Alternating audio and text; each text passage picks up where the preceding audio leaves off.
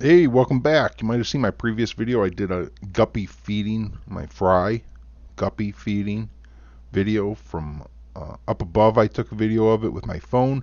This time I got out the GoPro, submersible GoPro, so we're going to view them from inside the net now. Isn't that neat? I think so. Look at them. Look at them all swimming around. There's something like 50 of them in here. There's two different strains. One of them came from a yellow mother, the other from a blue mother. I don't know what the males were that bred with them. I bought them at Pet Supplies Plus. They had babies the day I brought them home. Since then, I've lost both mothers, unfortunately. As far as I know, though, I've only lost one baby. I did cull a couple out and put them over in the turtle tank. There were two of them with bent spines. There's one in this video here which I culled out and put into the turtle tank since, because its tail was almost non-existent. It just like came to a point, and you'll see it here in a moment. It's going to be swimming around. It's very difficult for this fish to swim. It just has to, shake its. Oh, there it is, right in the center of the screen. That yellow one. See how its tail is just like a point? That's a genetic defect, and we want to pull out anything with a genetic defect in order to prevent them from continuing to breed. We don't want to pass that on to other babies. So I throw them in the turtle tank, and if the turtle doesn't get them, then they'll get a chance to breed over there, and then I don't care so much. I mean, like, honestly, I can't imagine that one being able to outswim the turtle. It's probably going to get 8. Now I've zoomed in a little bit because I dropped some food in, and at some point I will be separating these out. You can see the difference, the yellow ones versus the blue ones. The blue ones are darker, and there's actually starting to color up a little bit. You see the black spots on the darker one's tail. They're starting to get some color, and I will be separating them out, though I'm not going to let the yellows and the blues breed together, but they're not of breeding age yet, so I haven't had to worry about that. And I have 4 other tanks that I've been prepping in order to put some guppy colonies in. I've been talking to a breeder out in California. He goes by the name Guppy Train Number 2 on YouTube, but he's not a big YouTuber. He just, has some YouTube videos, I think, for showing his product. I think he's more on Facebook with things, but I don't use Facebook. So I gave him a call and talked to him. I put an order in for some fish, and then he was going to ship. I think it was on Tuesday he was planning on shipping. I talked to him last Saturday or Sunday. No, it was Sunday I talked to him. And at that time, I had tested the pH of my tanks, and it was reading high. So I talked to him about postponing the shipping, and then even talked to him about, instead of getting what I originally ordered, switching to getting some fry instead, because he sells 3 adults for $100. Well, it's not exactly 100, it's just like 97 or something, but we'll just call it 100. And that, or he sells 15 fry for 100. I'm like, man, like fry tend to do a lot better than adults when I bring them into my tanks. Younger fish acclimate better to different water conditions. So I think I'm going to go with fry instead. And I had originally ordered 2 strains. I think I'm going to get 3 or 4 this, in fry. So that's going to be exciting. We'll have some baby fry that he's going to ship out, but he didn't have them in stock yet. It's probably going to be about a month, maybe even longer before I get those. And my next video I plan on doing is going to be setting these guys free in the tank. I'm going to use the GoPro as well as my phone to record video from within the tank as well as from outside the tank. We'll get some good footage of these guys going free in the tank. And I know that they're going to love it, because at some point here, just in a couple minutes, you're going to see where I turned, see behind the net. You can't really see anything back there. Right now, this net is positioned horizontal to the front of the tank, so it's like going long ways in the aquarium.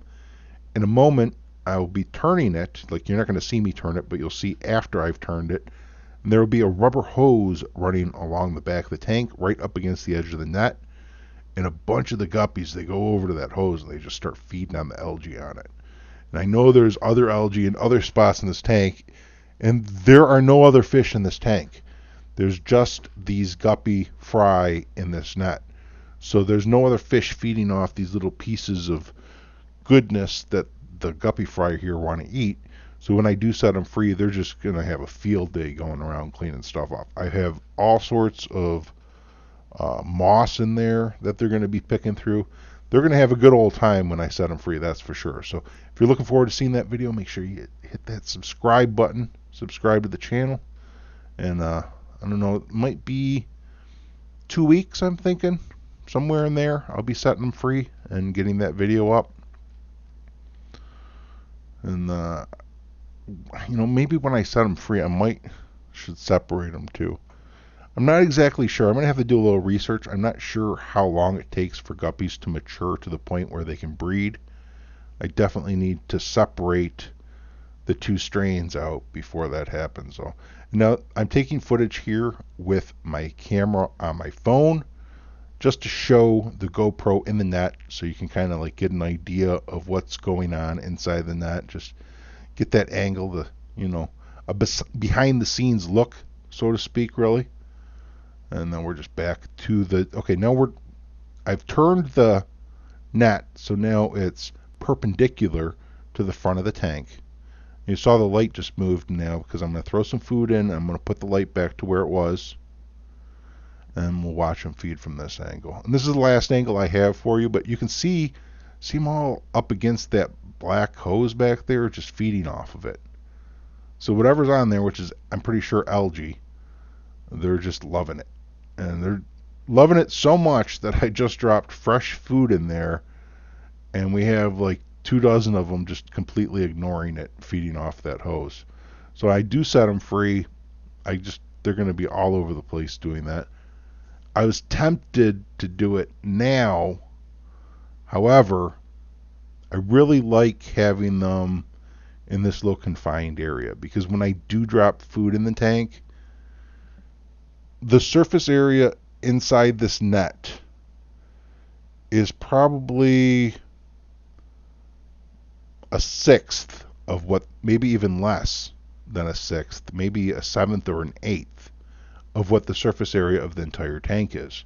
So when I drop food in, it makes it much easier for the fry to find that food than if they're just free swimming around in the tank. And also the depth of the net is probably half the depth of the tank.